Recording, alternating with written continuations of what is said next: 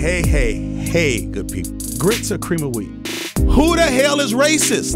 Does anyone ever ask if they touch your hair? Black Like Me. You're listening to Black Like Me with Dr. Alex G., a podcast that invites you to experience the world through the perspective of one black man, one conversation, one story, or even one rant at a time. Here's Dr. G. Black Like Me. Hey, good people. Welcome back to another exciting episode of Black Like Me with Dr. Alex G. And listen, we just keep bringing these exciting episodes to you. Now, if you've been listening for the last couple of weeks, and why wouldn't you have, you know that I've really been on this bandwagon about the experience of my trip to West Africa, specifically Ghana, and how meaningful and how powerful it has been. And so I'm going to continue that dialogue. I did an episode where I talked a little bit about it. We dropped an episode recently where I processed it with my sister Laleda. That one was fire. If you haven't heard that one yet, you better listen to it. That's a future classic. And then today, I'm meeting with someone who's a new influencer in our community, a gentleman who is the new city council chief of staff. His name is Kwasi Obeng, and we're really glad to have him in our city. And we met recently after a meeting at the Urban League, and he mentioned that he's from West Africa and that he had lived in Ghana and his father's from Ghana. After I met him, I went back to my office and I said, I've got to sit down and talk with this guy about my experience in Ghana, his experience in America. And so we have a lot of good stuff to talk about. So let me just pause for just a moment and just say, Kwasi, I'm so glad that you're here today. Thank you. Oh, the pleasure is all mine. I've been looking forward to meeting you. I've heard your name quite a bit since I've moved to Madison. Well, man, I hope I don't let you down because you haven't let me down at all. Yeah. And so, man, it's interesting because, I wanted to make sure that I had the appropriate pronunciation of your first name, Kwasi, because I know sometimes in the U.S. we can get lazy and want to slow stuff down and call it quasi or quasi. But, man, you're not quasi nothing. I mean, you are hitting stuff. I mean, man, you were born in Senegal. Yeah.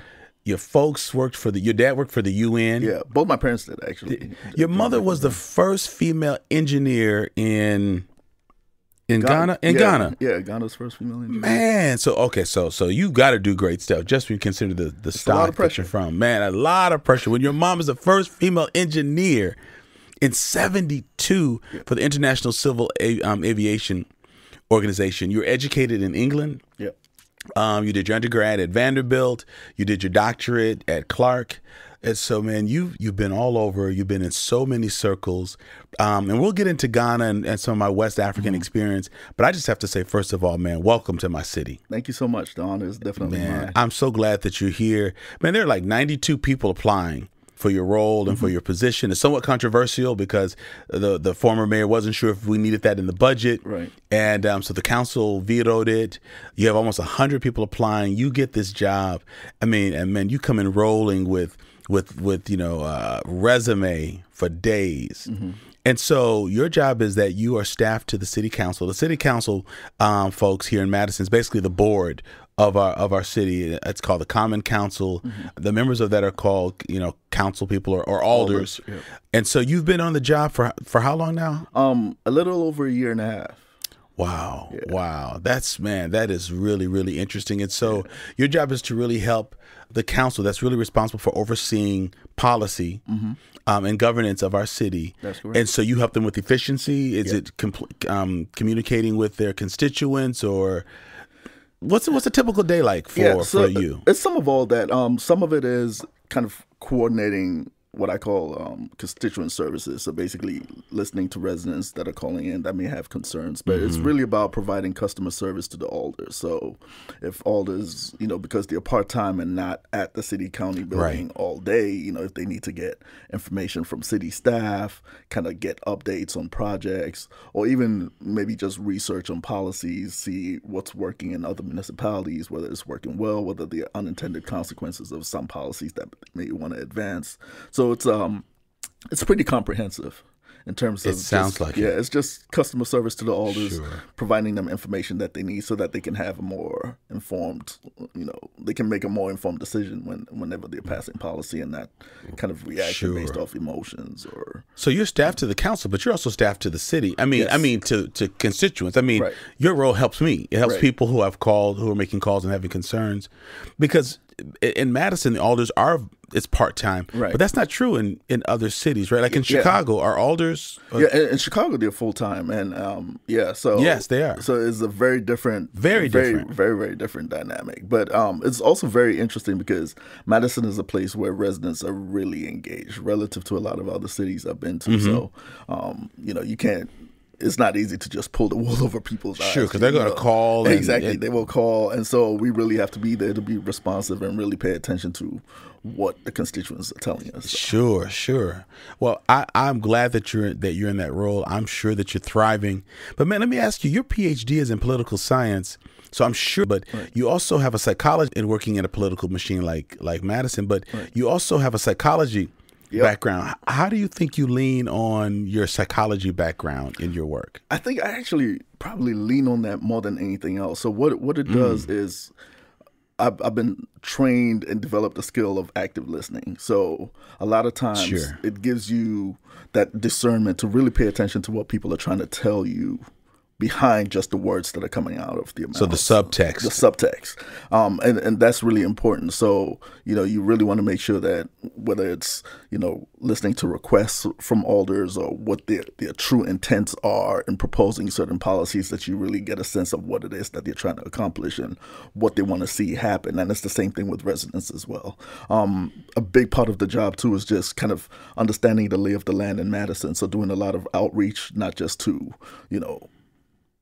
various communities, but also the typically marginalized communities, whether it's immigrant groups, whether it's, the Hmong community, refugee groups, and really being able to engage them and connect with them and kind of find out what their needs are, and then being able to communicate that back to the policymakers so that they understand that, different pockets have different agendas and, different stakeholders have different concerns, and really being able to consolidate all that. Sure.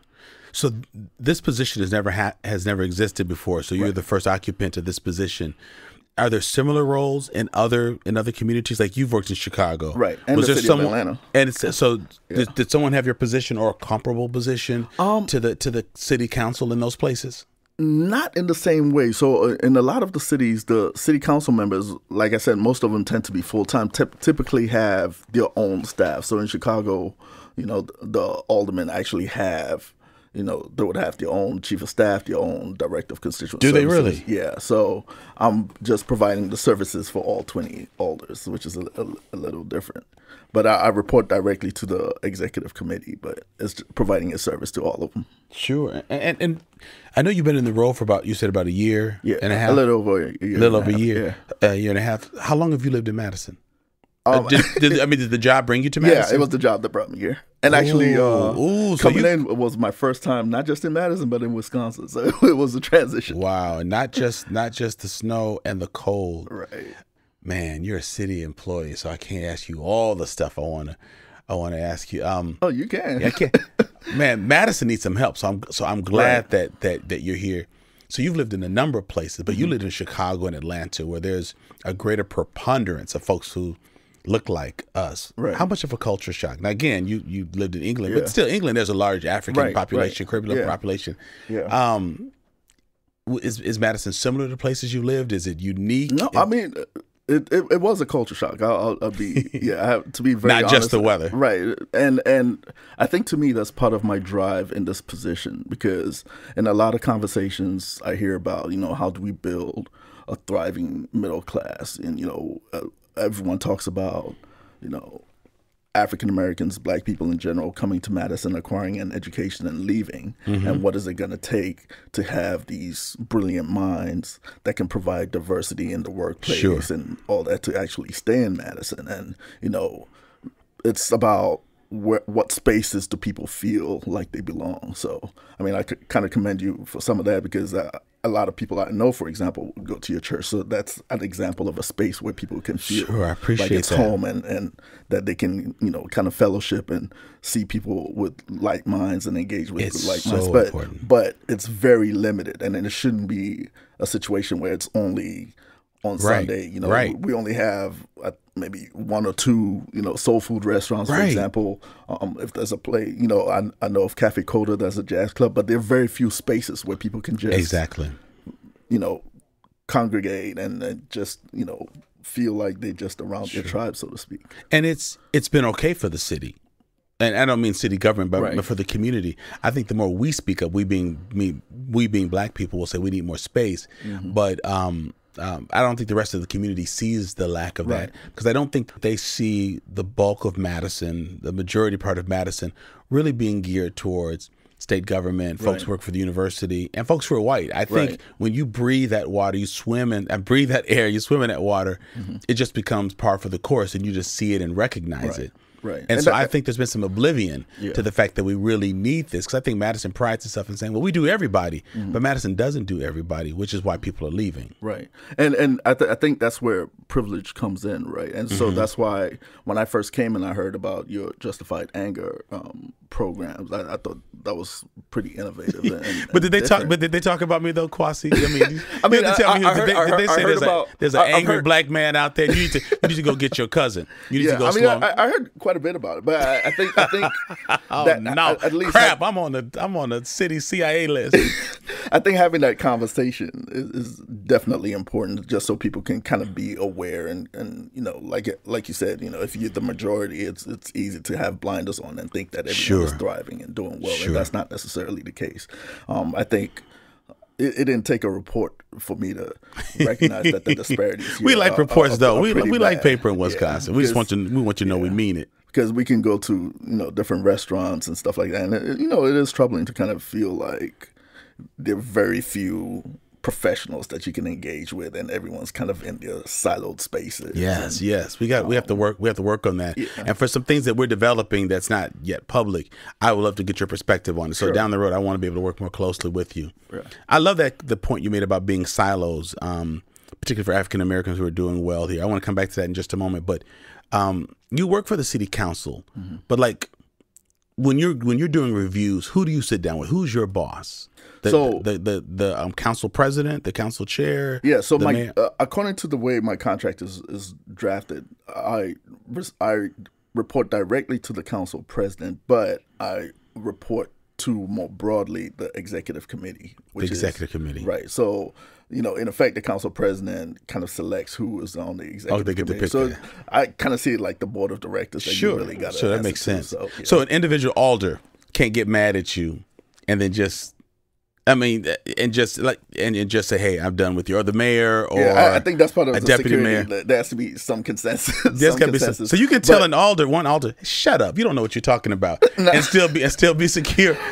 My philosophy that would never happen. I think actually the challenge, and that's why I think this position is not necessarily for everybody, is that you really have to take your own personal feelings aside, because you can work with two different alders with competing opinions and positions, and you have to service them equally and provide them the same kind of fair and balanced. That's very interesting. So, of course, sure. Right. So discretion is important, and being able to, for me, and I kind of push this with my staff too, where we exercise our voices is at the ballot box. Other than that, we just provide whatever information for elected officials, because in the end, they're the ones accountable to their constituents, not us. So, man, this is very interesting. I'm really I need to spend some more time with you. I'm really excited about your role here, and we need a better sense of connection with the community, because as you mentioned, you heard about me when you came, but I have not sat down with an organized group of alders. There are some with whom I keep in touch,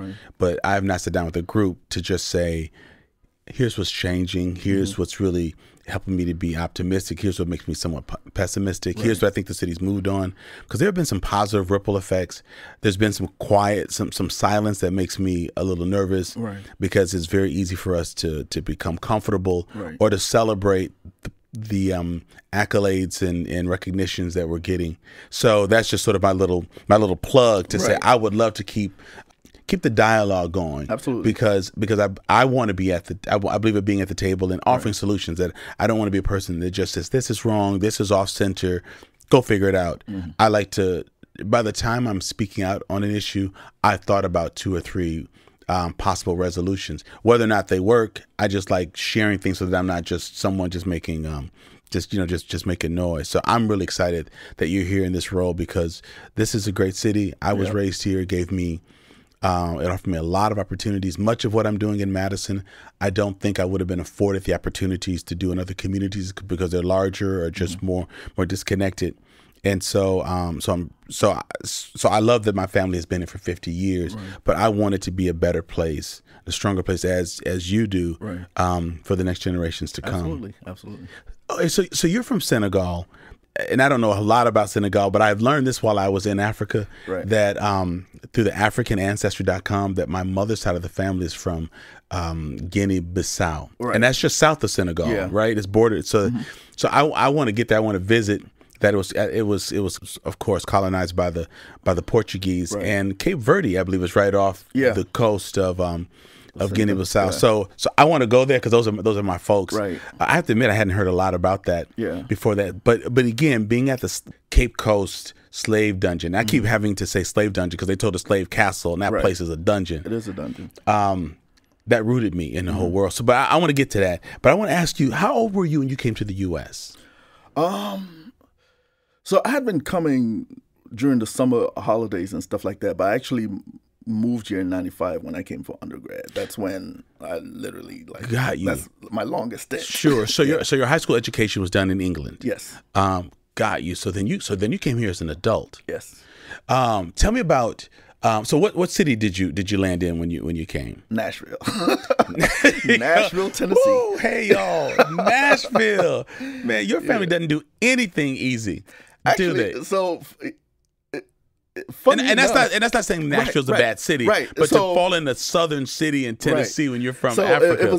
It's very similar to my experience coming to Madison. So I actually chose Vanderbilt and Nashville specifically because it was one of few colleges where I knew my parents didn't have connections with faculty members, and I wanted to be at a place, and I wanted to be at a place where nobody would be looking over my shoulders. Needless to say, your parents are very networked, having worked for the United Nations. Yeah. So a lot of the colleges I have.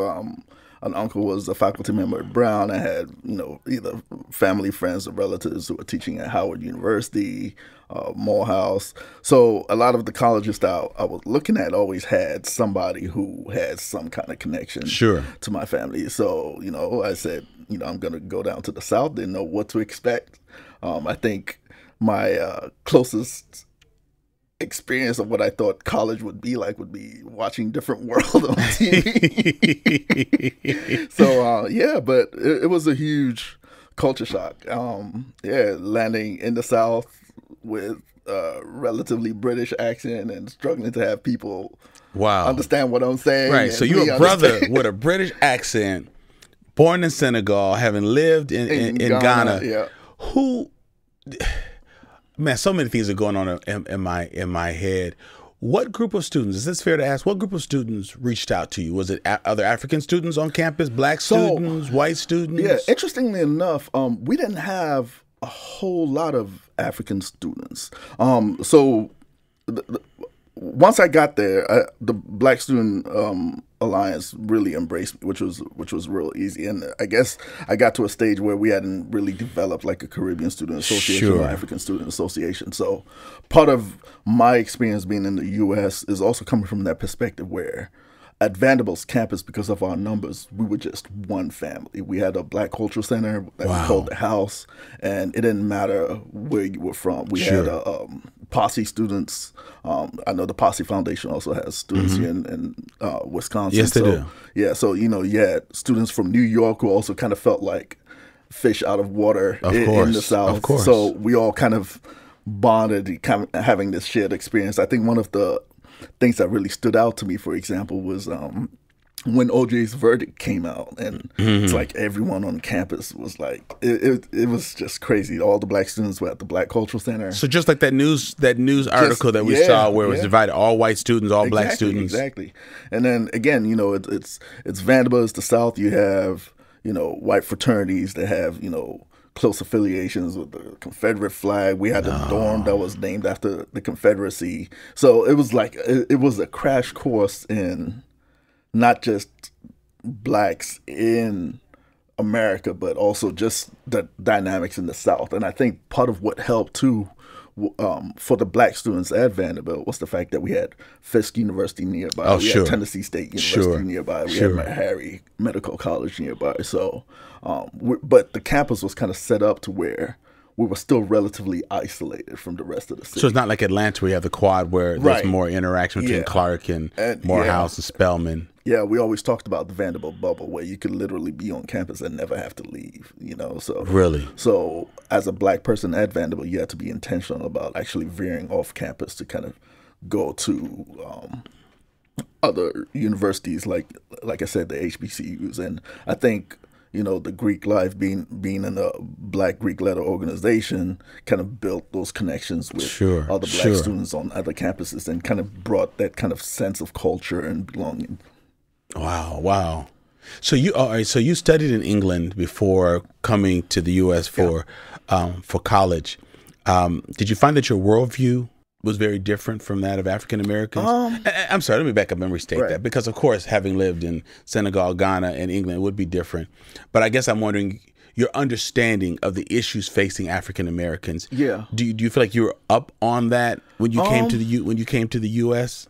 Yes and no, and I think some of it was my upbringing because my parents were pretty much Pan-Africanists. So I was going to ask you about Pan-Africanism. Yeah, my parents were Pan-Africanists, so they really understood the concept of the collective we as it pertained to black people and the black experiences. Okay, and for folks that aren't familiar with that, that's what Pan-Africanism is. Yes, so the collective we. Yeah, so it's about just an identity based on being part of the African diaspora. Mm-hmm. So he studied people like C.L.R. James, George Padmore, W.E.B. Du Bois was kind of in that whole thinking that black people in general cannot be free unless we're all free. Right. So in that sense, which is a powerful concept. Right. In that sense, there's this kind of connection and purpose and objective between, blacks in Africa, blacks in the U.S. and the Caribbean. And I think some of it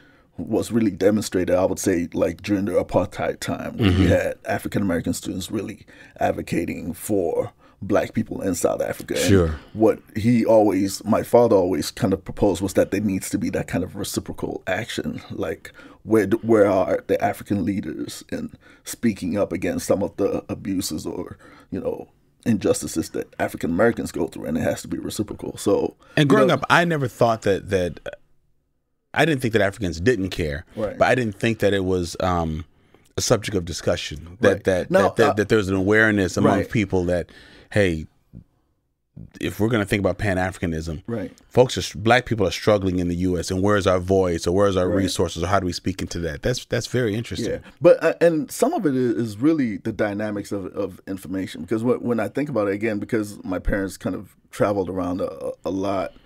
I kind of got the perspective of, like people like Gaddafi and Mugabe, who just passed recently. There are a lot of political figures who really had that sense of that collective we as black people, even Fidel Castro. So, they were dictators and they had some problematic, political positions. But I remember growing up, Fidel Castro was offering free medical school education to Ghanaians. Really? Yeah. Well, when I went to President Nkrumah's memorial in the museum, I saw a picture of him with Mao. Exactly. I saw a picture of him with Castro. Right. I saw a picture of him dancing with Queen Elizabeth in 1961. Yep. He had, it was a black tie event. Yeah. And I saw a picture of him with JFK. Yep. But when I went to W. Du Bois' home, because we're trying to see all the sites, I saw a picture of Muammar Gaddafi, and it took my breath away. I said, wait. Yeah. What's Gaddafi doing up in here? Yeah. But because again, on this side of the shore, we were told certain things about African leaders being terrorists and all these kinds of things. Yeah. And it works both ways too, because I think part of what the challenge is for the African community, not just in Africa, but even I would dare say here in the U.S., is just understanding the institutionalized aspects of racism. So when you go to Africa, it's hard for Africans to empathize about the plight of African Americans in the U.S. when they feel like, hey, we're trying to be where you are. You're in the land of milk and honey. You guys get free high school education, but they're not really preview to the nuances of the educational disparities or the hurdles that are in place where, everybody else has a head start ahead of the black community. So there's that disconnect, and it's still a conversation we have now, because one of my biggest frustrations is we've had I would say new African immigrants in the U.S. for years, and we're still having to make the case that when it comes to police brutality and stuff like that, the police are not going to look at the child of an African immigrant and say, no, they're not. Where's your passport? So there's some issues where we really need to coalesce around, and to have, especially even here in Madison. And I was wondering what you thought about Madison. Africans being here for decades because of the University of Wisconsin. Exactly. I would have loved to see more engagement and community and more voices whenever issues come up. Now, it does come up, but a lot of people, I would say broadly, people think that the communities are very isolated and siloed. Sure. And growing up, I didn't see myself connected with Africa or Africans. And so I remember there being a divide. So if a family moved, I'm 56. I'll be 56 in a few weeks. But in the early 70s, I remember Cambodian and Vietnamese families coming to Madison. And of course, we weren't used to seeing them. And so there were some fights on the playground. Now, after a year or so, we became friends and went to middle school, high school, and college together. But this is sad. But if I can remember a family coming, their parents were probably at the university, but being as inhospitable towards folks coming here from Nigeria as we were to people coming here from Vietnam, because something had happened. And I hate just to use the word self-hatred, because that just seems so blanketed and you can't really explain it very well. But there was a sense of us and them between Black Americans and Africans, and our understanding of the connection with Africa was not taught or reinforced at home unless you had sort of an academic home. Right. And the first picture I ever saw of an African person was someone with a chain around their neck. Right. And so we didn't talk about the beautiful civilizations or the contributions or the kindness or the hospitality or the brutality that happened to them. And so I also feel that we're offering a disservice to our African American children who are growing up, because they're not hearing about the beauty of their heritage in school or at home, and rarely at church. And so why would they not get these negative images through the media? So I feel that that's incumbent upon African American leaders to do a much better job of helping our children experience part of the beauty I did last month in West Africa. Right. And actually, I don't give African leaders in America a pass either. I remember when I first came to Vanderbilt, there was a sister whose parents are Ethiopian, and she had grown up in I think Decatur, Georgia. And I could tell from her features that she was kind of Amharic heritage. So I was asking her, and she was like, "Oh no, I'm from Decatur, but my parents are Ethiopian." So I came in to the U.S. at a time when even Africans who were students were kind of timid about owning the identity and embracing the identity. I think now, because of the way Americans respond to blackness, not because they did not. Okay. And I think with movies like Black Panther and all that kind of stuff, it's changing a little bit. Sure.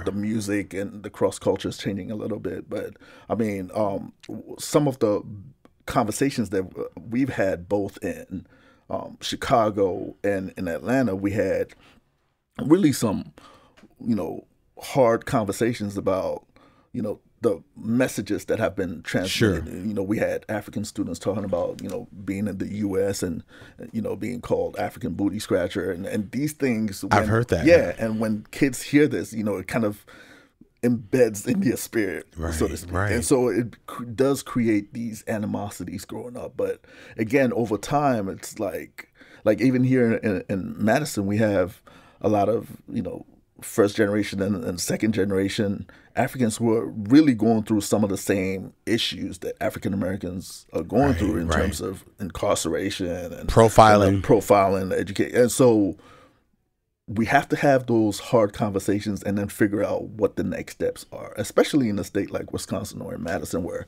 our numbers are so small that how do we kind of, again, organize? I think other communities that are diverse, whether it's the Latinx communities, they've kind of figured out certain common messages and certain things that do bring them together. And I think we've got to do that. Exactly. We need a sense of Pan-Africanism right here in Wisconsin. Right. There have been several conversations about developing your Black agenda, and I think you can't develop a Black agenda just solely based on African Americans because the numbers are just not there to help support it. Right.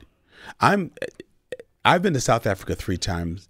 And I've loved it, but I did not feel the same impact as I did when I was in West Africa because, and part of it's just psychological and emotional that I know that that's where my ancestors are from. Right. But being grounded, being on that soil was very, very powerful.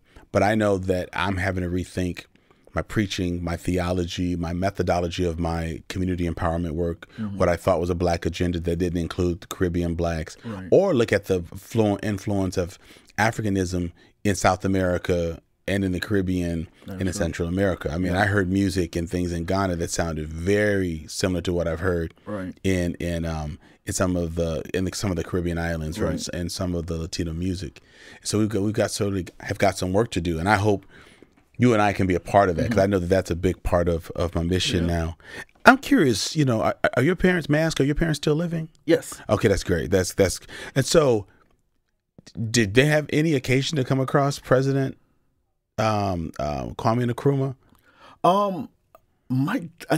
I'm pretty sure my dad did. Really? Because they were part of that first cohort of Africans who actually got an education. So and there were so few of them that they all kind of there's like a cohort. Yeah, wow. Like Nkrumah was much older, but sure. But I know they shared some space. I think my dad actually met Du Bois too. Actually, did he really? Yeah, when he came to Ghana, and so we sit down and we have a lot of those conversations because again, this was a time when the Black Power movement was strong. My dad had real socialist views back then, so he really comes from that. He was era radical. Where, the Stokely Carmichael / Kwame Ture, that whole era, like he's really embedded in that, and looking at some. And the sad part is we're having some of those same conversations now about the institutions that create these barriers, and some of it is still what is keeping Africa in the state that it is, where it's not being able to thrive as much as it can. So. Sure, I think that the campaign of Year of Return was brilliant. Yeah. I actually thought that that was just assigned by the tourist group that was organizing our trip, but we found out it was a national campaign because when we landed in the airport, we saw banners and posters. The president came to one of the events. I think it was called a Durbar, near Jamestown. Yeah. He came to address our group, which was very powerful. I don't know if I mentioned this to you when you and I met recently, but shaking hands with 40, 50 community leaders who were dressed in traditional clothing, who looked me in my eye and said, "Welcome home." I mean, I'm used to hospitality of people saying, "Welcome to Hawaii, welcome to welcome to Jamaica, welcome." But to say "welcome home" to remind me that I had a place, and I've said this in my poem. I think I said this in one of my previous podcasts. But one gentleman held onto my hand and kind of pulled me in, and he said, "You're in Africa. Enjoy it." Right. That's such a powerful concept. Yeah. Don't, as if he's trying to indicate, don't just walk around, take your shoes off if that's what you want, put your feet up on the couch, but don't come here like a tourist, like you don't belong. I felt like that gave me permission to insert myself, to see myself. And so the part of transformation for me, the part that I'm still unpacking is not just what I saw or the beauty or the proximity to the Atlantic Ocean. Like when you travel here, there's so many barriers, hotels, and so many things between you and the ocean. And so just to see the waterfront and just so much space was beautiful. But it was almost a mandate, almost a command. Enjoy Africa. Act like you've been here before. Act like your people are from here. You're not an outsider coming in. You're an insider coming back home. And again, the way that framed me in the world through the portal of the door of no return, and the folks who are saying welcome was very powerful. I'm still processing the impact that has on me. And I think what makes it powerful is when you go, particularly in West Africa, when you go, you actually see people who look like your relatives. Yes. And so when someone says welcome home and you're looking at people and you're like, dang, that looks like my cousin back Right, home. right. And I've heard similar stories. It's real powerful, and I definitely think that should be embraced. My biggest concern is that, yeah, it's the year of return and it's very, very meaningful. But what I try to challenge in my way and my connections with people back in Ghana is that they just don't look at it as an opportunity to just bring more money and tourism to the continent, but to really make it meaningful. And I think there's a lot of reconciliation that does need to take place, including the role that Africans actually played in the transatlantic slave trade. And there's some reconciliation that needs to come with that. And I think to kind of sweep certain things under the rug doesn't allow us to heal completely. So even in, I would love to learn about your justified anger format, because I think even though the messaging would be different, there's similar strategies that need to be used in terms of communicating to Africans and helping them understand their connection and the kinship to African Americans and where we need to actually be able to come together and build. I would, if there's any way that I could be of use in that discussion or framing some concepts. Absolutely. I'm looking for any excuse to get back. And to Ghana. And I think it's and I want to contribute on a global level, because there are things I'm learning here that I didn't realize could your be role there. is very, very important, especially being a man of the cloth, because I think some of the challenges really come around religion. I mean, when you think about, Africa is still trying to reconcile the traditional ancestral practices with Christianity, and I think even now there are a lot of mixed messages. And I know when you go to the slave dungeons and stuff like that, I mean, it's like this was owned by the Presbyterian Church, and just the way Christianity was used to justify some of the abuses and treating a lot of human the beings like chattel. So I think there are a lot of psychological, emotional, and spiritual scars actually, and how do we have that conversation, because that's also part of what's going to help bridge the gap. Definitely. There's one line I wrote in my poem, "Colonizer Please," where I said to the white colonizers, I realized that raping married women, young girls, children was not beneath you, but you stooped to a new low when you raped the gospel to create and nurture bastard children called white privilege and American exceptionalism. Right. Because as a man of the cloth, I have to call out the church and Christianity on that. On one hand, they're dissecting what they saw in terms of religious practices in Africa, but they're justifying rape and all the things that they were doing through the gospel. It's just that sickens me. Right. I will say that at Cape Coast, of course, we went through the dungeons, we went through the jail cells, we went through the door of no return. That's also where they revealed to us our African heritage. So it was a very powerful ceremony. We were dressed in white, but there was a small ceremony that happened inside the men's side of the dungeon where they mixed some type of paste and they put a mark on our arms that signified victory. I'm a person who's been in ministry for 35 years. The sacredness of being marked and being told that I'm victorious and to be reminded that I'm a descendant of the strongest of the strong was just as powerful as communion experiences that I've had. And again, I'm not folks who are listening might have all kinds of issues with that, but what I mean is in that moment, being reminded of my place in the world, that I am victory, that I have victory, that I'm victorious, is really what we aim to convey at the during Eucharist or the communion. And I'm not sure that people always walk away from the table feeling I'm victorious. I can make it. I didn't wash the stuff off my arm until the next day, because I felt that with all the horror that was around me, that sustained me by being reminded, don't let this stuff sink your soul. Right. I mean, I saw people walk right out of those dungeons. Like, they were taking us on the tour, and it's almost like as a kid when you went to a haunted house and some kid would just run right out and say, no, I'm not going to do this, or I'm not going to get in a roller coaster, and they just go out the line. People left out. But I feel like being reminded that as horrible as this is, they weren't just showing me the tenacity of West Africans. And they weren't just showing me the horror, the evil of the white European slave traders.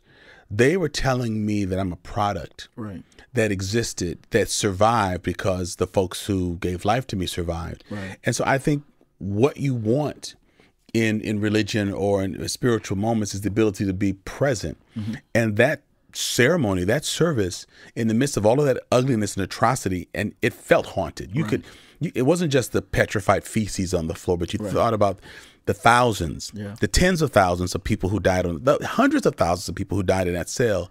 But to mark us and say, but you made it, and you're the descendant of those who made it, was very, very powerful. And you came back. And we came back. Yeah. And to deny the elements of how they were approaching God, to replace it with rape and stealing and capitalism and all of that, it's just a shame. So that's my long way of saying we've got to reconcile that. Right. And it's very powerful because it almost has parallels to the whole idea of baptism. Right? Exactly. Because the waters. Yeah. I've had people just going to the beaches of Cape Coast and just taking off their shoes and having their feet in the sand, the same sands that their ancestors had to walk across to board the ships and all that. I mean, it is a powerful thing. It's the spirit realm is we're still trying to understand, but there's that connection. There's that big connection.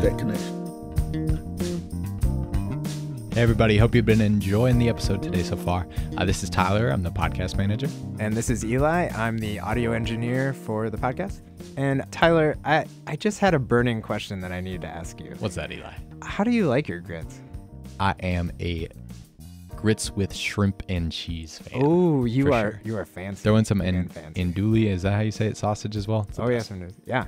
I like to go for the butter and sugar. Okay. So all right. Sounds cool. I like to go full on. A little bit of salt. Yeah. With salt too? Yeah. Okay. Well, why do you ask that, Eli? Well, we've got some great opportunities for people to get involved in the Black Like Me podcast. So if you've been looking for a way to get more access to Dr. G, to get some special content, some special features of the show, you can go to patreon.com/blacklikeme and become a supporter of the show, like a friend of the show. Oh, that's awesome. Just go to patreon.com/blacklikeme, check it out. Yeah, and we've got those different tiers, including the grits levels that we were just talking about. Do we have grits with shrimp and cheese? Oh, we sure do. Oh, my goodness. So show some love for the show and how you like your grits, or maybe you're just a cream of wheat person. That's okay, too. Yeah. And check out the website because we've got some really special tiers that we didn't even talk about yet that you're going to want to check out. So we're going to get you back to this episode. Thanks for listening. I was hearing people say, welcome home, stay, vacation here, invest here. I want to continue that conversation. If you're the president of Ghana, you could rule over the weekend because you got to come back here and be the chief to the council. What would you want African Americans to know about the opportunities to partner with West Africa, specifically Ghana, or do business there? What would be your dream or message you give to African Americans? Because that was brand new to me. I never saw myself outside the U.S. until last month, and I said, they want me here. Right. They can see me thriving here, perhaps living here. I never thought about that. Yeah, I think both in Africa and the U.S., we've understand how these systems that developed from slavery all the way up to today has stymied generational wealth. I think Ghana made a first step of affording residency and citizenship to African Americans. That was a huge step. I've always been a proponent of that. Okay, so as an African American, I can have dual citizenship. Yes, absolutely. Is it a tough process? The U.S. government will not recognize it, but the Ghanaian government will recognize you as a citizen, which means that you can live, earn in Ghana. And my philosophy is that the land in Africa is also your land.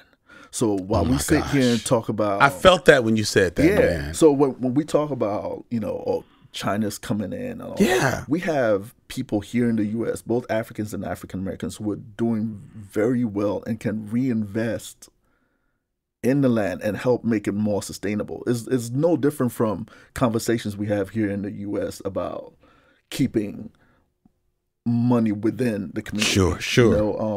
I remember when Trump first came in, there was a huge movement about revitalizing, especially in Atlanta, African American owned banks and circulating money within the African American community. And it's the same thing, but guess what? It's not just even the continent, it's the Caribbean as well. I've always been saying that, that I'm not sure exactly how leadership will be determined, but at the very least, even the Caribbean countries should have a seat at the African Union table, because we're all one, and some of the social ills of countries in the Caribbean is all still a product, a fruit of what we went through, during the slave trade, colonialism, and all that. And again, neither of us will be free unless we're all free. So we really have to figure out, how do we consolidate? When I look at Israel and the power of the Jewish community and how they're able to coalesce and still have, that kind of sense of identity and unity, I always wonder, why is it that we cannot do that? Now, I understand that there are a lot of emotional scars. There's been the whole divide and conquer, and like you said, the issues of self-hate, but we have to have those conversations where we can actually also see that. Right. And we need a new narrative, because that self-hate was not just there. People, they taught it, they laughed, they teased, and I think we have to change. We have to change that narrative. And it works both ways, because as much as the images of Africa here, where kids with flies on their nose, the hunger, the poverty, the wars, is the same way messages about welfare queens and stuff like that were also being sent to Africa, and creating some of the perceptions that Africans have, or African Americans are lazy, they get free education, they're not doing sending those again, there's calling things out. There is that perception, and we're not sending those again, there's calling things out. There is that perception, and we're not sending those Black people are not sending those videos. When I was on TV3, GTV, I think that's the largest station or in Ghana, but on radio and television, I was asked, well, aren't African Americans partly responsible for the perception they have in the world? And I took ownership, because we do have to do that, particularly having seen the slave dungeons and realizing the resilience of the folks who gave life to us.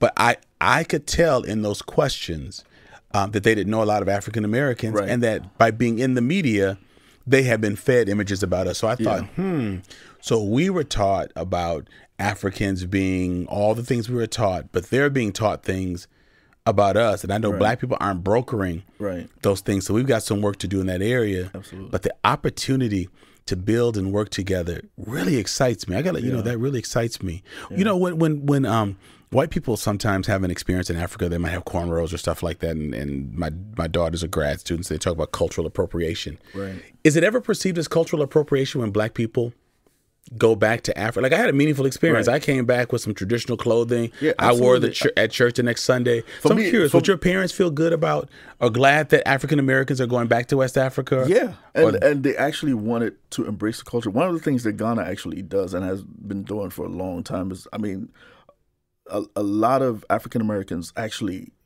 are installed as chiefs. Are you serious? Yes. I want to meet your parents. I want to get connected in Ghana. I'm not playing. I want to get connected in Ghana. I was in Ghana in January, and I think Michael Jai White, and there are a couple of people who were given traditional names, and it's a lot of cultures do it. It's not unique. If you're Hmong, you can be given a Hmong name and all that kind of stuff. My Korean American friends have names they use with their families and names they use at school, and they do that in Ghana too. And I think, it's baby steps, but it's all part of the process of really understanding exactly who you are. I think, again, psychologically, a big difference in where we are now and where we end up going is really knowing that is having that knowledge of self and knowing where you come from and the kind of people that you grew up in. To me, I have the utmost respect for African Americans, because I also recognize, again, you're a survivor in the true sense. When you come to Ghana and they say, your ancestors actually made it. Wow. And you are the fruit of the loins, and you were able to come back from where they were taken. That's huge. And say we made it. Because millions did not even make it across the water. So that in itself says something. So we need to teach that to our kids. Yeah, it's a powerful message. And I think just that understanding, even when I took this job in Madison, especially understanding that, nobody had occupied the position, I knew the responsibility that came with it, because I know where I come from. I knew that, broadly speaking, my role in this position goes beyond just me being black, and you know, I'm carrying that weight, that I'm a representative of people, Sure. not just from my country of origin, but of people who look like me here as well. Because for centuries there's been this attempt to create a narrative that black people cannot govern, that there's either that there's either corruption, whether it's in Africa or whether it's here, there's embezzlement, there's corruption, there's a diminished sense of moral values. So for me, that's the history of Europe, and they're trying to put that all on Africa. Exactly. So for me in this role is kind of working to change that narrative. Man, I love that. When your parents visit Madison, I want to meet with folks. We're gonna talk off the air because I want to get connected. Because a part of my mission, I believe, is to help African Americans experience what I did. Because there are friends who are intrigued by my trip, but they almost seem to be experiencing some trepidation, some nervousness about going. Either that they won't be received, or it's so different that it'll be heart wrenching. So I want to help them. It is a scary thing, though. I mean, because again, and it's funny because I've been watching clips of Steve Harvey's trip. Yes, he was there the week before I went, and it's just, I mean, you're literally having to peel scabs, right? And it feels like time travel too. Absolutely. But yeah, you are peeling scabs. Yeah, but then I think it really gets you firmly rooted in who you are and who you want to be. Sure. You know, like in the church, you know, we always hear, oh, you know, you're part of a chosen priesthood and all that kind of stuff. But the question is, what does it actually mean? Mm-hmm. You know, when someone says that, you know, you're one of the chosen, you're part of the selected, what does that actually mean? And how do we live that out? And how do you live that out? Exactly. Sure. And I think all this is kind of part of it, because if the question in life is, why am I here and what is my purpose? Part of it is, who am I and where did my people come from? And what does that mean in terms of taking on my cross or my mantle or my charge? Sure, of course. You know, on another subject, I won't be able to get into this now, but I'd love to have you back sometime. Sure, absolutely. There are a lot of white Jesuses on some of those buses that we were on in Ghana. So I realized, okay, I got some work to do over in West Africa. If you talk to my dad, I mean, we still have judges who are wearing white wigs like Europeans. No. And we're talking about the Ben Franklin curly wig. Yes. We're talking about 90-degree weather. You'll see people in three-piece suits. But again, it's when you've been convinced as a people that being as close to Western as possible is what brings you up in the social hierarchy. Come on, we gotta fix that. You have those problems. On my previous show, my sister said the word. She talked about the white mind. She said the F word. I can't say because I got a city official here, but the Minds crew. That we've got to work together to undo that. But I just think we need the West Africans on that side of the Atlantic, and then African Americans on the other side, telling the story, recrafting the story. I just think it's important. Quick question. I want to see that we get this from Africa. Did you get spankings from your parents? Oh, yeah. Did you all get syllable spanking? Like in the black community, be like, didn't I, Kwasi, didn't I? Did your parents spank you like that? That is one of the connections that I have with people. Yeah, when they talk about go to the yard and pick your switch. You had to do that? I was like, yes, I have had to go break off a branch myself. You know, I mean, and the thing, and to me, one of the things that really excites me is even in the food. Because in Ghana, we have this dish called wache, which is basically rice and peas, which is very similar to what the Jamaicans do. And in the South, you know, when they cook black-eyed peas, even when they have hog maws and all that, it's basically the same concept of cooking beans with a broth of flavor, eating it with rice. And big leafy vegetables like the greens, all that. And I saw that in South Africa. I saw that there were meals and with the green leafy vegetables, there was like a bread that went with it because we like bread and our greens. Oh my goodness! So to me, I think I think nothing is I like that. So that wasn't discovered in America. That was not just because my experience in the South, and you know, and being in the South, of course, allowed me to go check out, you know, like, you know, the Gullah area. Oh, sure. Kind of stuff. So, and just those connections, and we have to be in awe as to how, as a people, we've really been resilient and we maintain that. And maintain it. Dr. Christy Clark Pujara is an Afro-Am Studies prof. She actually went to Ghana too. She was on a trip I was in. But in her lecture that we do in the community, we do a U.S. Black History course. I want to add a Western African component to it. I actually need to meet her. Annette Miller had mentioned her. She's fantastic. But she said destroy people. Defeated people don't create culture, and Black people are too busy maintaining and creating culture to have been defeated. But knowing that I'm from Guinea-Bissau and the Portuguese influence, I've got to rethink Gullah and you know, I used to hear things like Geechee and stuff growing up. I gotta study that now. So even is interesting because even with that, my dad does not believe in countries in Africa. Oh, tell me more about that. So. He believes in areas? Like my last name, Obeng, there are different variations from Cameroon, Nigeria, even Ethiopia, where presumably my people originally originated from. And basically it's like as they migrated to where they're greener pastures, you know, some people stop and settle and, you know, the language changes a little bit, the name changes a little bit, but we're really all one people. I think there's something to that. Right. So my dad kind of refers to countries in Africa as Bantu states because the borders and the divisions really did not exist. Bantu state. Would Guinea-Bissau be part of that? Yeah. So because of its proximity to Senegal? Yeah. So, you know, we're all basically one people. Now, of course, they're different tribes. Of course, but it's one people group. Yeah, but it's one big group that was migrating from the Nile Delta all the way up across interesting. To West Africa. And so, you know, again, you know, between what happened during the slave trade and then, you know, the Berlin Convention where the countries, you know, basically the countries that won the World War basically just carved up the continent is part of what is creating the strife. You know, we have an Ewe tribe that half of them are in Ghana and half of them are in Togo, half of them speak English, half of them speak French. And even with my family is Ashanti, but broadly speaking, we are Khans, and you have a Khans in the Ivory Coast, so, you know, some speak English, some speak French, but then culturally, we're all the same thing, the same people, we got the same practices, all that kind of stuff. So, you know, that's important to remember. Yeah, and it's very important to remember that, and some of that is good to know because if you have that framework, it really doesn't matter what country it is.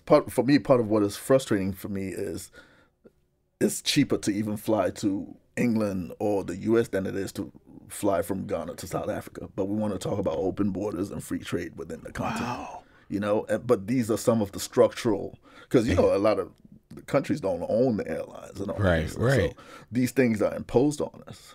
So we got to have that broader picture and exactly what it is that means. I want to get to a stage where, like a Herman Russell in Atlanta is the one doing the street construction in Ghana rather than giving it to, you know, a Chinese contractor or German contractor. Like, those are the kinds of things I want to see happen. Well, let me tell you, if your dad or folks have connections with people in real estate, my wife and I'm about 12 to 15 years away from retirement.